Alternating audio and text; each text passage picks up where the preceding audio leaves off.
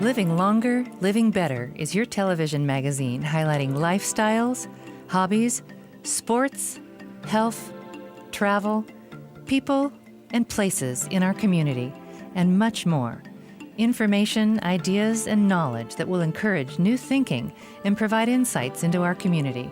Plus, sharing fun activities of all types, understanding options for financial well-being, and making life more enjoyable. Join us on the journey exploring the many facets of living longer, living better. The Remember When, a series of nostalgic lookbacks that brings back those memories of yesteryear. On this episode, we take you back to some vintage cars at the 2012 Palo Alto Concours de Elegance.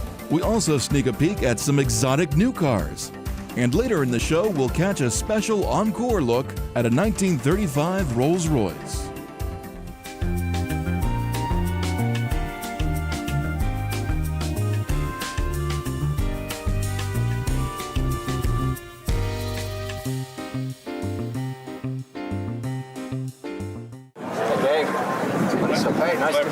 Dave Carelli. Hey, good to meet you, Dave. My pleasure. We were walking by, and I have to tell you, my cameraman said, I love that car. This beautiful Cadillac. So we had to stop and talk to you about it. Tell us something about this car.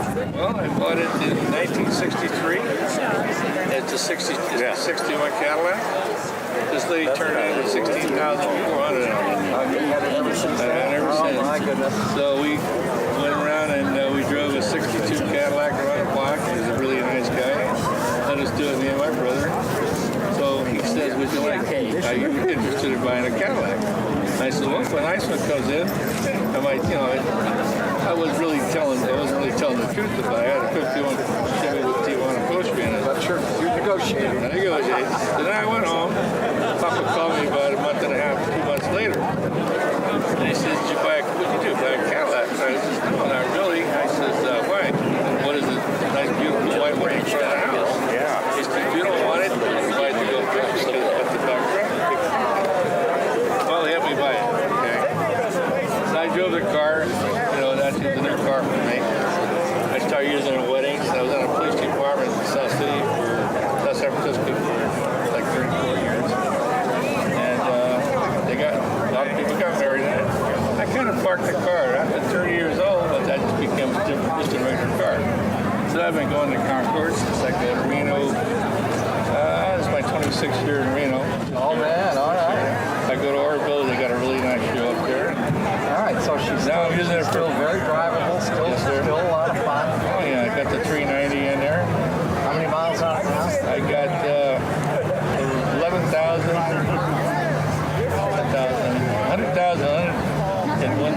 101,700 miles. Wow, man, keep in beautiful shape. The 390, and you've done some restoration on it? Not at all. Beautiful? Not on the paint job whatsoever. Oh, my God. The generator, possibly, and I had, what do you call it? I had water pump on. Other than that, just the maintenance on it, Yeah.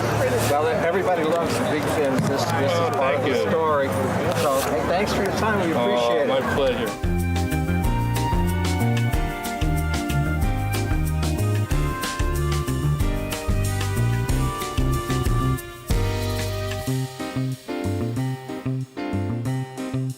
Hey, Dennis, how are you liking this show? It's been very busy today, isn't it? That's great.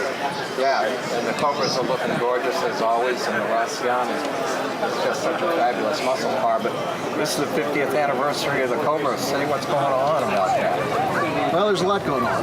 We've been celebrating the anniversary of the Cobra the whole year, and that's one of the reasons we brought one of the Shelby continuation cars with us. The black car in the back of the booth is one of the genuine Shelby continuation cars. Yeah, it's as close as you can get to the original. And the celebration has gone great. Of course, we were all saddened with Carol's death, but the industry has accepted it well, and the owners have also. And now we're not only just celebrating the anniversary of the Cobra, but we're celebrating Carroll's life. And all of his contributions. And his contribution, exactly. To the automotive industry. I love his chili. I mean, he's quite a diverse guy. He's going to be missed. Yeah. And the things that he did for the automotive industry were pretty dynamic in the beginning, and have remained dynamic throughout his career. Yeah, I think he is probably the biggest American personality. Certainly, he was the biggest living American car personality. And the contributions he made certainly justified that. And there's going to be just a huge celebration at the Monterey weekend here in August at the vintage car races, both at Laguna Seca in Monterey and also at Pebble Beach. And already it's going to be a great tribute to the Cobra, but now it's going to be a tribute not only to the Cobra but to Carroll. And everybody's just rolling out all stops. We just got word that in the heat for the Cobras, there will be 45 original Cobras on the track. Oh my goodness.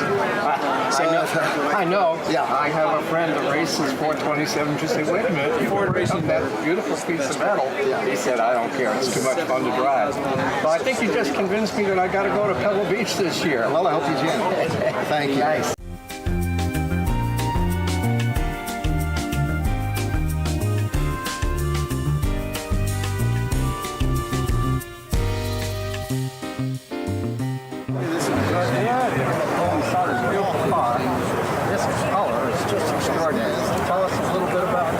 DeSoto? Sure. This is a 1956 DeSoto Fireflite convertible. This is an original dual color combination that DeSoto came out with in 1956. It's called iridescent plum is the top and iridescent lavender on the bottom. This was a very unique color combination in 1956, which as you can see is pretty stunning. Oh, it just stands out. And I would assume that this interior had to be the plush interior as well. Right. This is the correct original interior. The cloth part of this interior is all original from 1956. It has power seats that go up and down and back and forth, power windows. So for 1956, with push-button transmission, there's some pretty unique things here in this. We'll make sure we get that on film, because if you haven't seen a push button, I can remember those way back when. How long have you had the car? I actually bought this several years ago, and we've had it under restoration now for some time. We just got it very recently, and got it here to Palo Alto for the Concours. Oh, you've got to be happy with this. Yeah, very happy. You found a beautiful restorer, that's for sure. But you probably got a good base unit to start with. We did. Tell us about this fabulous Hemi. All right, so this is one of the early Hemis. You know, the Hemis came out in the early 50s. This is called the the DeSoto Fireflite 8. It's 330 cubic inches.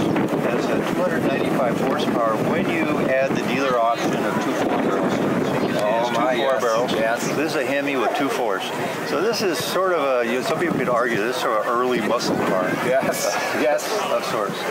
An elegant muscle car. Very elegant, and it runs fabulous. As you can see, it's all done correctly. Everything on it is just the way it's supposed to be. This is the way it came out of the factory. Just the way it came. Oh, how spectacular. Just the way it came. Even with the bat wing, they call this the bat wing air cleaner on it. So it's pretty neat. Oh, it's gorgeous. Well, and we wish you success in your first campaign. Very much. I hope you take first place. Well, thank you very much. Nice to meet you, Larry. Nice to meet you too. Have a good day.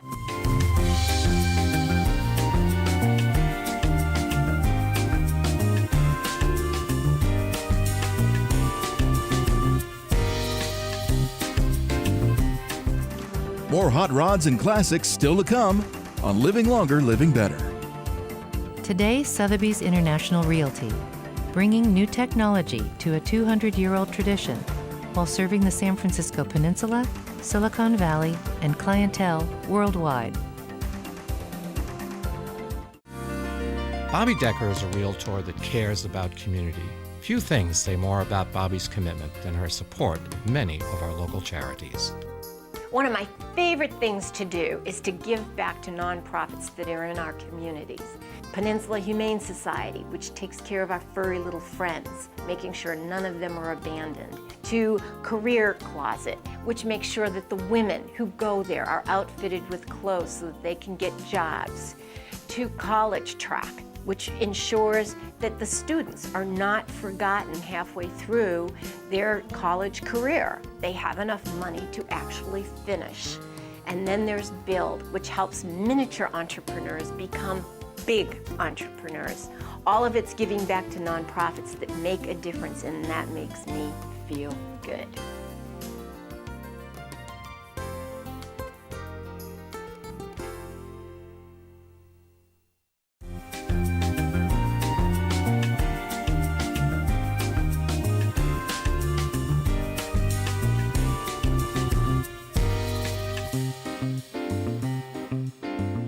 Paul, we're walking by and saw this beautiful hot rod. Yeah. You got to tell us about it. Well, this project was started out as a stock 1936 Ford Roadster, but we wanted to turn it into a hot rod. And sure did. Oh yeah, it's got a nice Roush 427 small block in it for 552 horsepower. Oh boy. With a 3-mech 5-speed in it. It's a real hot rod. Oh yeah. Yeah, the paint is from House of Colors. It's called Brandy Wine. Oh, it's gorgeous. This is a Brizio street rod. All the bodywork and paint was done by Paul Camilleri, and the interior was done by Sid Shaver. And the whole idea was a real hot rod, so it's a good one. It certainly did. And you got to plug in for Brizio too. Oh yeah, they do a beautiful work. Oh yeah, beautiful work. How long have you had it? This one was completed probably about 3 years ago, and was in the works for about 3 years before that. Okay, well that's not too long. That's kind of a quick delivery. Some of the guys we were talking about earlier worked on their cars for 11 years before they got them to a show. How many shows has it been out to? Actually, when I finish a car with Roy, we usually go to 3 indoor shows and then 2 outdoor shows, and then I start driving. This car actually has 3,000 miles on it. Oh, that's spectacular. Yeah, it's been up to Canada and back. Oh, that's lovely, because you got to get out and drive it. Oh, we drive all our cars. Yeah, because that's when everybody stops and says, oh my gosh, how spectacular. Yeah. Well, hey, Paul, we really thank you for all that insight to this beautiful automobile. Thanks so much. It was great talking with you.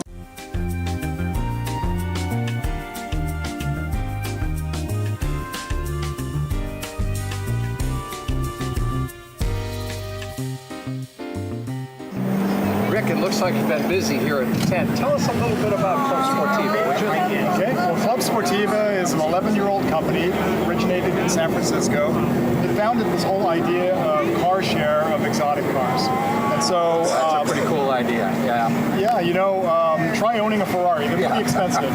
So, but what we've done is we've evolved that model from membership to also including day rentals, so you don't have to be a member, as well as day tours. We take 6 exotics and 6 people, and they play musical chairs with those cars all day long. Tell me what the cars are you take out. Oh, I mean, typically we'll take a Ferrari F430 maybe, a Lamborghini, an Aston Martin DB9, some Porsche, probably a turbo, a Lotus Elise, which is like a go-kart on the street, but 6 really fun cars. Oh, yeah. You got me. I'm hooked. Where do I sign up? Well, usually it's the wife that buys that for the husband for a birthday. Yeah. Or his birthday, excuse me. And I remember when you started out, you had kind of a club model. Do you still do that too? Yes, we do. Basically, the club members come in. They pay their monthly dues of $150 per month, and they get these points that they can purchase at discount to then spend on the cars. Yeah. Who wouldn't want a lovely day with this Ferrari? Oh, yeah. Or the Lamborghini? Quite fun. Well, hey, much success to you, and thanks for the time today. Okay, thank you very much.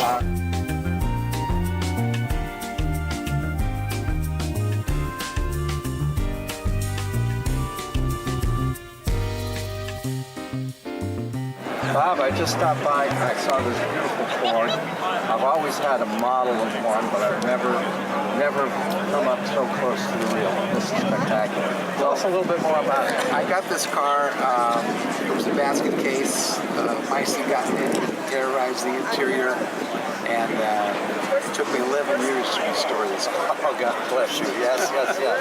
But And, that's the love of the marquee. Well, once you get going on these things, there's no turning back. So you just keep plugging away. And a little better every year. You didn't do it all at once, obviously. It took a lot of help. Draftsmen who knew these cars, we saw it out, find the parts, go through all that baloney, and put it together. And it's basically a driver now. It's shown. Auburn Cord Duesenberg Club, which I'm a member, is called the senior car. Ah, wonderful. That's because you've won a lot of trophies. Well, we won a fair. Yeah, well, once you're a senior car, that's the case, I understand. But say a little something to our audience about the Cord, because it was so far ahead of its time when it was first made. Definitely. The Cord was designed by Gordon Burig, who was hired by Auburn Automobile when E.L. Cord took over the company, and he also had the Duesenberg line. And Gordon Burig, at 24 years old, designed a Duesenberg. Oh, my. Oh. And when he designed the Duesenberg in 1933, it was called the 20 Grand. And he went to the Chicago World's Fair and blew everybody away. Yeah, they were just... And it cost $20,000 to build. In those days, 1933, it was outrageous. In the middle of the Depression. He went from there to GM, worked with Harley Earl, and during that time there was a management design competition. Management wanted to see what the designers could come up with for the future. What would the car look like? Well, Gordon Burig penned this design. This was it. And submitted it to the group, to the management. It came in last place. The designers at GM gave it first place. So you can see where their bean stickers were. Yeah, the bean counters mess everything up.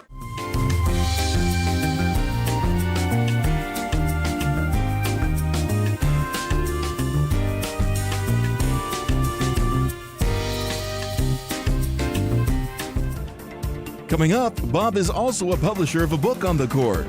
We'll get a special look and an encore presentation of this 1935 Rolls-Royce.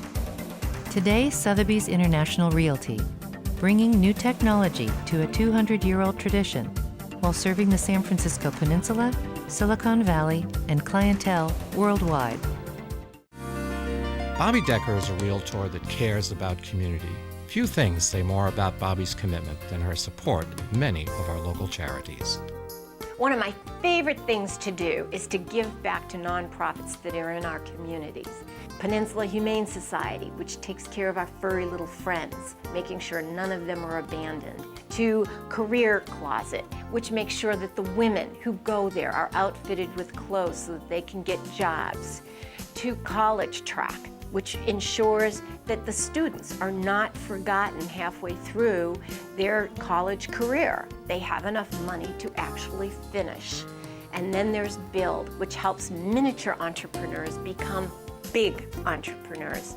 All of it's giving back to nonprofits that make a difference, and that makes me feel good.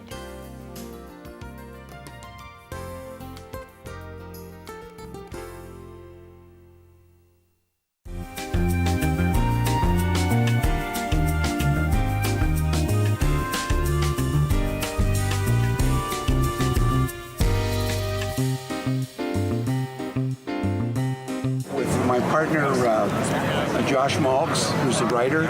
I'm the designer and also the publisher. The book took 3 years to produce. It is the ultimate book on the Cord 810, 812, 1936 and 37. Let's open it up a little, Bob. Take a look at it. Oh, how beautiful. This is the Cord crest. A lot of people, it was always seen in Latin.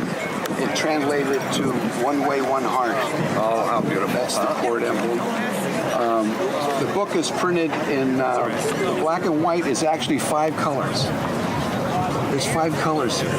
Oh my. And it talks about, the story goes in the late 20s when E.L. Cord took over Auburn Automobile. formed the Cord Corporation, which is basically a holding company. And then he went shopping because they had a bumper year in 1934.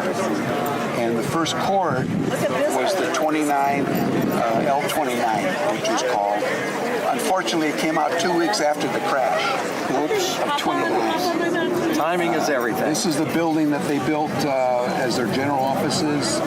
This is the terrazzo floor, which is our slipcase. And it's now the ACD Museum in Auburn, Indiana. And that's where the Cords were all built. Oh, what a beautiful book. What detail. My These goodness. are the patent drawings, which were redone. And there's the prototype. And originally the headlights came out the side, but it restricted airflow, so we moved them to the front. Oh my goodness. Well, how can someone get this book? Here's the back view. Oh, okay. The book is being basically marketed by me. It's a niche thing. You know, it's not Barnes & Noble type of I got you. So you can email me at CordBook, one word, at gmail.com.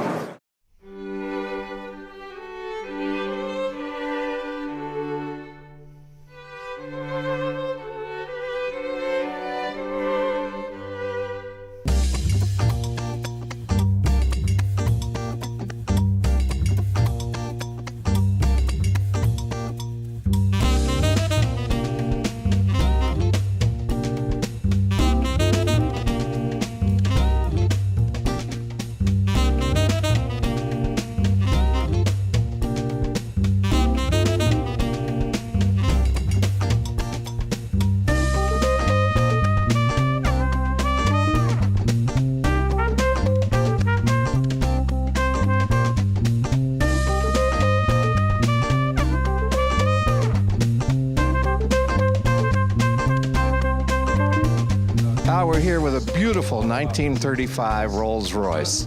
And David, the owner of this beautiful car, is going to give us a little bit of background. Tell us a little bit about the history of this car, if you would, David. Sure. My dad found this car in 1975, and we started showing it together at that time when I would come and visit him, and I started driving him and chauffeuring a little bit when I got a little older in 78, and taking it up to Silverado, doing the cleaning and detailing, and really enjoyed it together. It became our thing. Well, that's quite the story that it permeates a little bit, because I know my dad and my brother and I, we played with restoring some Ferraris and some Jaguars, and that becomes a real family scenario. So I appreciate you bringing that out, because that really happens in a number of these automobiles. But it sounds like, did you get this beautiful car pretty well restored when you first got it? Yes, we did. It was in very much this condition, and we just did the best we could to keep it in this condition, as I'm trying to do for my son. That's a hard work, just keeping it in that condition. That's a long road to hoe, and then because always something wears out that you got to go try and find that part to keep it original. And this is pretty original, yes? It is. It's very original, and we've tried to keep it that way. Most recently I had the front seats covered from the wear and tear of getting in and out, but I've kept the original upholstery underneath, and so as much as I can, I've kept just the way it was in 1935. Oh, it's spectacular. The colors just are gorgeous, the woodwork. Let's take a minute and we'll go look at some of the details here. Sure, I'd love to show you. Let me show you my favorite part. All right, so we've popped the hood on this beautiful piece of machinery, and you said you were going to tell us about your favorite part of this automobile. Well, I really love the interesting mix of materials on this side of the car. And you have the brass in gold, you have aluminum block, and you have the black lacquer covering the air cleaner, covering the valves. You have this great bakelite in brown. It's just really, I think, really interesting with all the mechanics on this side of the car. Well, it certainly it gives you a whole different perspective when you see something that is as beautiful as this, but not heavily restored over the last 20 years. It's pretty much, this is what you bought and this is what you got. It's very much like that. It's very much like that. as I say, done the best I can not to hurt anything. Done a few little things under here, but for the most part, it's just the way we found it. And I smell the engine's warm. You drove it here today. I drove it from Napa today. It's a really great drive down here. It's cool. It's a beautiful location to come to. I just think it's the perfect drive for this car. Of course, you don't mind that the people pay a lot of attention to you as you're driving down the road, do you? It's fun. There's a little bit of waving going on, people honking their horns, a lot of thumbs up. Okay, so David's gonna take us a little tour of the inside, which is the leather is still original. This is original leather, original carpets in this part of the car, and this is a really fun part of the car that everybody loves. These floral vases, it's just really fun. The jump seats in the back, my kids just couldn't get enough of those. The divider window, which we've taken people on wine tours, you put the window up, people can enjoy champagne in the back. And of course, it's really interesting to have the landaulet, which opens up a convertible just for the passengers. And so it's a really fun part of the car, and people really enjoy that. Wouldn't it be interesting to see that done here in the 2012 era? Because it's such a beautiful aspect of the automobile that you've got the driver protected from the elements, but the people in the back can have all the fun. I love this part. Yeah, it's a really neat part of the car. I think it's really neat. And in fact, underneath this seat, you'll find seat belts that I had installed so that when my kids were small, we could strap kids' seats back there and they could ride with the top down.